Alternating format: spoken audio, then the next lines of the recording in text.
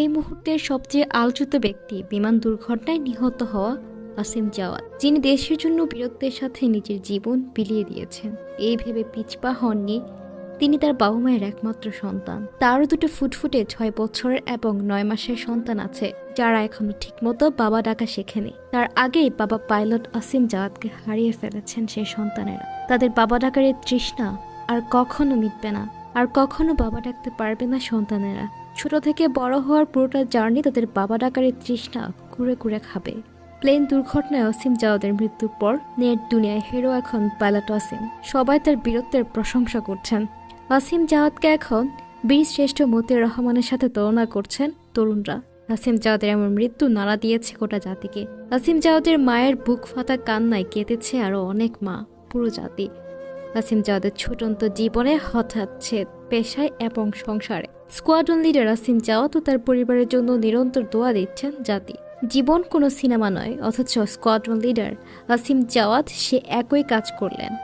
আগুন লাগার পরও শেষ মুহূর্ত পর্যন্ত বিমান বাঁচানোর লড়াই, বিমানকে লোকালয় থেকে দূরে নদীর উপরে নিয়ে যাওয়ার প্রাণপণ চেষ্টা, স্ত্রী শিশু সন্তানদের মায়ার সমস্ত কিছুর উপরে তিনি দেশকেই রাখলেন।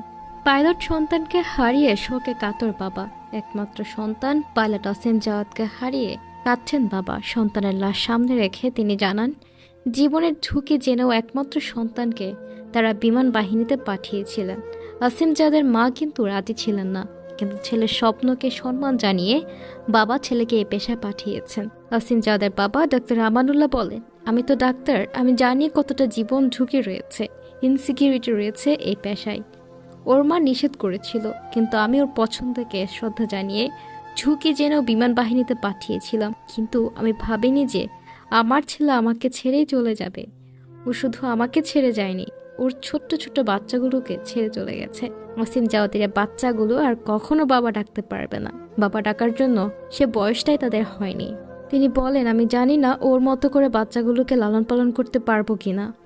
প্রতিদিন মাকে ফোন করতে আসিম জাওয়াদ সে স্মৃতিচারণ করছিলেন মা, আর বিলাপ করছিলেন। বলছিলেন, আম্মু রুটি খাও, না হলে ভাত খাও, তুমি না এলে খাবো না আম্মু। আমার ছেলের কথাগুলো আমাকে বলতো। এখন আমার ছেলে না এলে আমি খাবো না। ছেলেকে হারিয়ে কান্না করতে করতে বারবার জ্ঞান হারিয়ে ফেলছেন মা নীলুফার খানম। স্বজনরা তাকে নানাভাবে বোঝানোর চেষ্টা করছেন।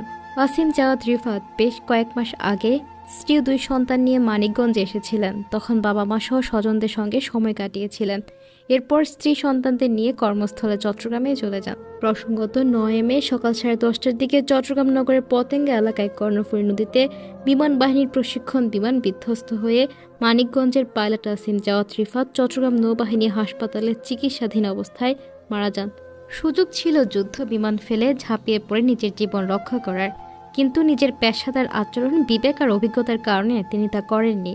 শেষ মুহূর্ত পর্যন্ত চেষ্টা করে গেছেন বড় ধরনের ক্ষয়ক্ষতি থেকে সবাইকে রক্ষা করতে, কারণ জায়গাটি বেশ ঘনবসতিপূর্ণ ছিল এবং বাণিজ্যিক এরিয়া ছিল। সেখানে ছিল অনেকগুলা তেলের রিফাইনারি কোম্পানি, যেমন ইস্টার্ন রিফাইনারি লিমিটেড, পদ্মা, মেঘনা, যমুনা তেল বিপণন কেন্দ্র। পাশে ছিল শাহ আমানত আন্তর্জাতিক বিমানবন্দর এবং ছিল ঘনবসতিপূর্ণ একটি গ্রাম। সেখানে বিমানটি বিধ্বস্ত হলে বহু মানুষের হতাহতের শিকার হওয়ার শঙ্কা ছিল। তাই তো জীবনের ঝুঁকি নিয়ে বিমানটিকে নদীতে ফেলার চেষ্টা করেছেন। আর এতে জীবনটাই দিয়ে দিতে হলো 32 বছর বয়সী যুদ্ধ বিমানের পাইলট, বিমান বাহিনীর স্কোয়াড্রন লিডার আসিম জাওয়াদকে। চট্টগ্রাম কর্ণফুলী নদীতে প্রশিক্ষণ বিমান বিধ্বস্ত ঘটনায় আন্তঃবাহিনী জনসংযোগ পরিদপ্তর ও আইএসপিআর এক সংবাদ বিজ্ঞপ্তিতে পাইলটদের বীরত্বের কথা জানিয়েছেন। বিজ্ঞপ্তিতে জানানো হয়, বৃহস্পতিবার সকাল 10:30টার দিকে চট্টগ্রাম বন্দরের পতেঙ্গা কন্টেইনার টার্মিনাল এলাকায় কর্ণফুলী নদীতে বিমান বাহিনীর ইয়াক 130 প্রশিক্ষণ যুদ্ধ বিমান বিধ্বস্ত হয়। এর আগে যান্ত্রিক ত্রুটিতে বিমানটিতে আগুন ধরে যায়। সেই সময় বড় ধরনের ক্ষতি এড়াতে বিমানবন্দরের পাশের ঘনবসতিপূর্ণ এলাকা থেকে বিমানটিকে জনবিরল এলাকায় নিয়ে যান 2 পাইলট।